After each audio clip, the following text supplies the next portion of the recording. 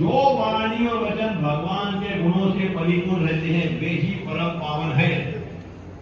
जो वाणी और वचन भगवान के गुणों से परिपूर्ण रहते हैं वे ही परम पावन है, वे ही मंगलमय है, वे ही परम सत्य है। जिस वचन के द्वारा भगवान के परम पवित्र का गान होता है वही परम रमणीय रुचिकर प्रतिक्षण नया नया ज्ञान पड़ता है। उससे अनंत काल तक मन को परमानंद की अनुभूति होती रहती है।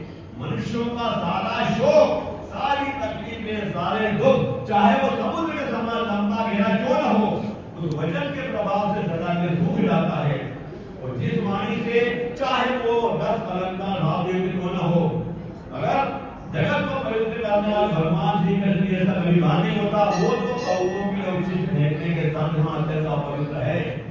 वो मान सरोवर निवास के हंस अथवा ब्रह्म नाम में विहार करने वाले भगवत चरणारविंदा से परमहंस बंधुता की सेवा नहीं करते। निर्मल हृदय वाले साधु जन तो वही निवास करते हैं जहाँ भगवान रहते हैं। निर्मल हृदय वाले साधु जन तो वही निवास करते हैं जहाँ भगवान रहते हैं। इसके विपरीत भले जिसमें सुंदर रचना भी नहीं है, वो जो व्याकरण आदि की दृष्टि भले दूषित संयुक्त हो, परंतु जिसके प्रत्येक श्लोक में भगवान के सुयसूचक नाम जुड़े हुए हैं वह वाणी लोगों के सारे पापों का नाश कर देती है। क्योंकि सत्पुरुष ऐसी ही वाणी का श्रवण, गान और कीर्तन किया करते हैं।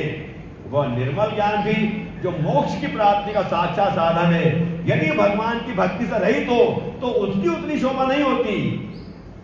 जो कर्म भगवान को अर्पण नहीं किया गया वो चाहे कितना भी ऊंचा क्यों न हो, सर्वदा अमंगल रूप दुख देने वाला ही तो है। वह तो शोभन वर्णी हो ही कैसे सकता है। वर्णाश्रम के अनुकूल आचरण, वर्णाश्रम के अनुकूल आचरण, तपस्या और अध्ययन आदि के लिए बहुत बड़ा परिश्रम किया जाता है। उसका फल है केवल यश अथवा कथाएं हैं, वो तो अमृत स्वरूप है ही। वर्णाश्रम के अनुकूल आचरण, तपस्या और अध्ययन आदि के बहुत बड़ा परिश्रम किया जाता है। उसका फल है केवल यश अथवा लक्ष्मी की प्राप्ति।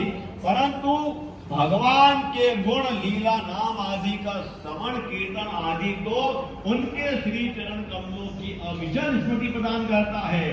जो भगवान श्री कृष्ण के चरण कमलों की अविचल स्मृति सारे पाप ताप और अमंगलों को नष्ट कर देती है, परम शांति का विस्तार करती है।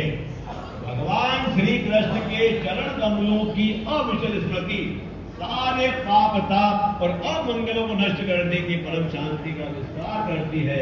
उसी के द्वारा अंतर शुद्ध हो जाता है, भगवान की भक्ति प्राप्त होती है। पर वैराग्य से युक्त भगवान के स्वरूप का ज्ञान और अनुभव प्राप्त होता है। श्वास श्वास में हो सुमिरन तेरा, यूं ही बीत जाए जीवन मेरा। शौनकादि ऋषियों, आप लोग भगवान हैं, आप लोग